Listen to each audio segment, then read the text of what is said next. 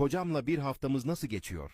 Ben bilirəm sənin kimi yoldaş tapmaq çətindir. Biz dost olaq axıracan bir olaq.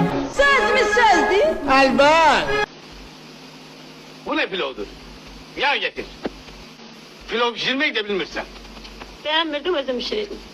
Yukarılardan gelirsen ineceksin yere. Ayaklarımın altına düşüp yalvaracaksın. Ağlayacaksın. Bak onda senin cevabı vereceğim. Hele bu harasıdır. Harasıdır. Əvvəllər mən hamının sözünə qulaq asardım. İndi bəs. İndi bircə sənin. Elə niyə? Çünki sevirəm səni, hə.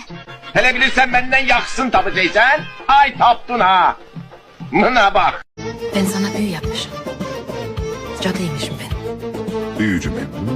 Büyülerim ben. Aşkımız erdi bahara. Benim de zaafım geliyor işte. Bım bım.